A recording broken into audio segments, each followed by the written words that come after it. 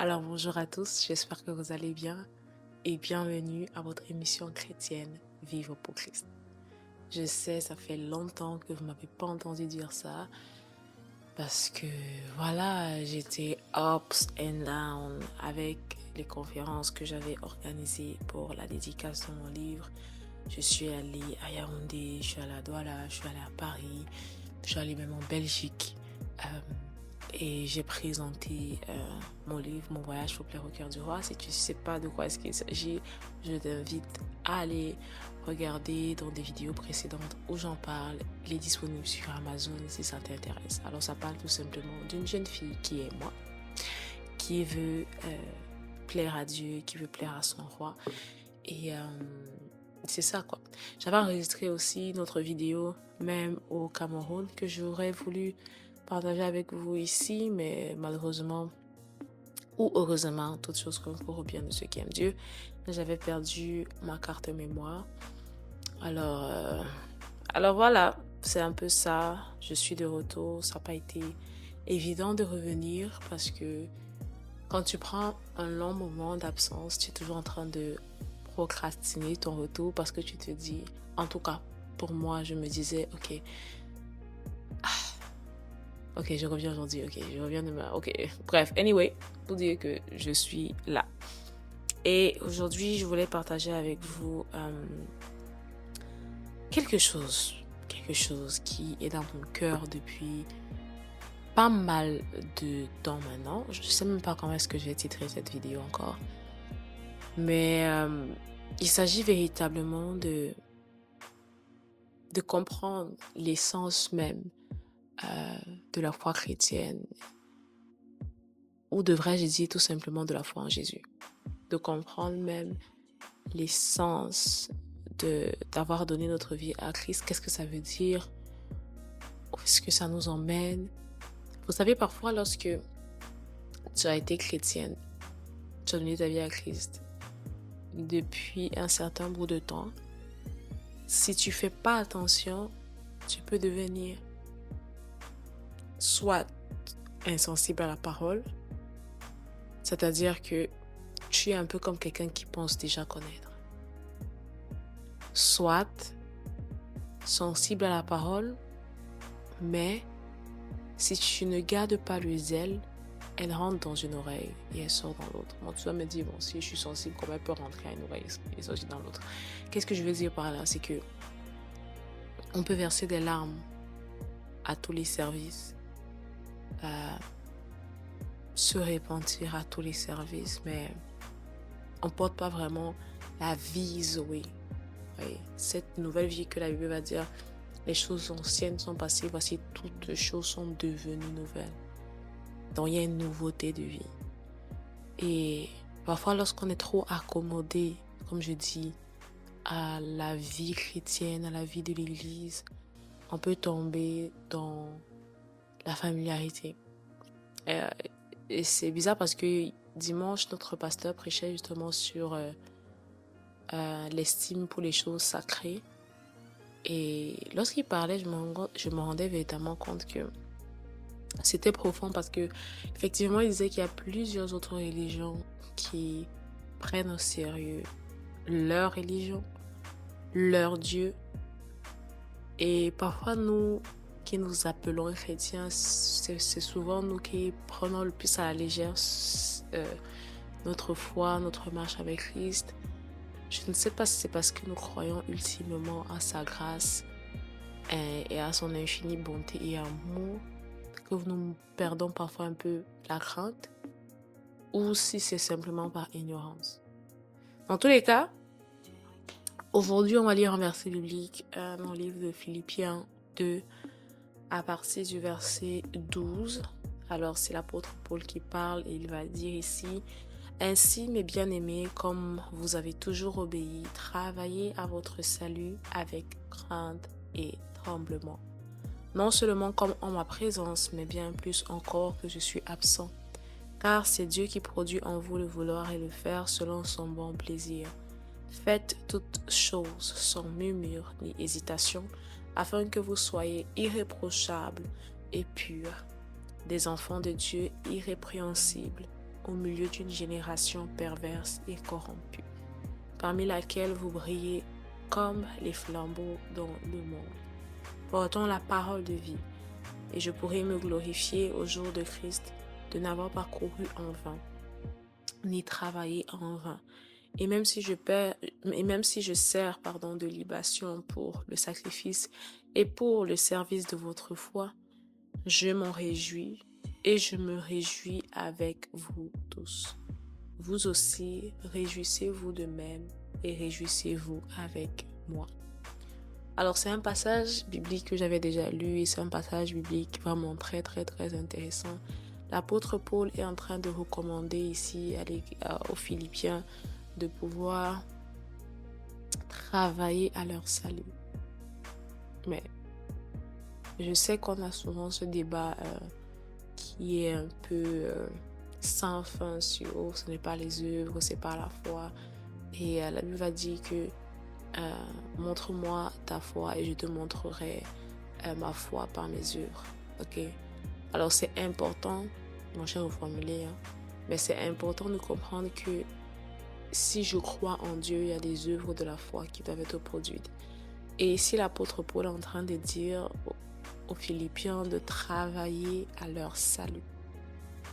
Et il dit encore plus loin d'être des enfants de Dieu irréprochables, irrépréhensibles au milieu d'une génération perverse et corrompue. Alors, si vous pensez qu'aujourd'hui, c'est encore plus pervers et c'est encore plus corrompu qu'il y a de cela 2000 ans, alors vous savez aussi à quel point nous avons besoin d'être encore plus irrépréhensibles et beaucoup plus sérieux en ce qui concerne notre crainte et notre marche avec Christ. Alors, je me dis juste, est-ce que nous avons conscience que nous sommes censés, en tant que chrétiens, être des modèles? C'est vrai qu'on dit souvent, l'église, c'est un hôpital. Okay? C'est un hôpital où il y a des malades et puis il ne faut pas s'attendre à ce que ce soit parfait. Il ne faut pas s'attendre à ce que... Voilà. Je suis d'accord. Cependant, à l'hôpital, il n'y a pas que des malades. À l'hôpital, il doit aussi y avoir des infirmiers. À l'hôpital, il doit aussi y avoir des docteurs. À l'hôpital, il doit y avoir des gens qui s'occupent de travailler, de nettoyer. À l'hôpital, il y a des gens qui doivent s'occuper des finances. Pour dire que si toi qui es chrétien depuis 1, 2, 3, 4, 5, 6, 7, 8, 9, 10, 11 ans, tu n'as pas encore de fondement solide. Nous n'avons pas encore de fondement solide. Ni en ce qui concerne la connaissance, ni en ce qui concerne la pratique de cette connaissance. Comment pouvons-nous être des médecins? Comment pouvons-nous travailler dans cet hôpital? Comment pouvons-nous aider les autres? Comment pouvons-nous leur dire que c'est possible si nous-mêmes nous n'avons pas goûté à ça? Ou si nous-mêmes ne vivons pas cette réalité? Comment pouvons-nous leur dire que c'est possible de vivre pleinement pour glorifier le Seigneur si de notre côté nous sommes ceux-là qui, dans le secret, faisons des choses qui sont des abominations à ses yeux. Je suis quelqu'un qui croit en la grâce et à l'amour de Dieu. Mais je me dis aussi que parfois on peut tomber dans ce qu'on appelle vulgairement de l'hypocrisie. Et même inconsciemment, j'ai un ami qui dit souvent que tu peux être sincèrement dans l'erreur. C'est-à-dire que nous essayons de nous convaincre de la nature de Dieu qui nous plaît et qui nous chante pour vivre une vie qui nous plaît et qui nous chante. Alors j'accepte son amour, je refuse sa justice. J'accepte sa miséricorde, je refuse sa sainteté. J'accepte sa grâce, mais je refuse la consécration. Comment on va faire la différence? Et comment sauront-ils? L'apôtre Paul est en train de dire, afin que vous soyez irréprochables et purs, des enfants de Dieu irrépréhensibles au milieu d'une génération perverse et corrompue. Il continue en disant, parmi laquelle vous brillez comme des flambeaux. Est-ce que je brille? Portant la parole de vie. Portant la parole de vie. Et l'apôtre Paul a fini par dire que si c'est à cause de ça que je dois souffrir, que je dois être dans les chaînes, que je dois servir de libation, je me réjouis. Si ça fait en sorte que vous puissiez vivre de manière irrépréhensible, que vous soyez des enfants de Dieu qui brillent, qui sont comme des flambeaux, qui portent la parole de vie, alors ça aurait valu la peine. Ça aurait valu la peine. Mais il commence en disant de travailler à notre salut avec crainte et avec tremblement. Est-ce qu'on travaille à notre salut avec crainte et avec tremblement? Alors moi, je me pose la question à moi-même, et non, avant de vous la poser à vous, est-ce que je travaille à mon salut? Déjà même, est-ce que je travaille à mon salut tout court? Mais non, est-ce que j'y travaille avec crainte et avec tremblement? Ça, c'est autre chose. Est-ce que véritablement, je travaille à tous les jours être plus en plus soumis à Dieu et à son esprit? Ou est-ce que je tombe dans une forme de conformisme où je me convainc de ce qui est bon, ce qui est correct?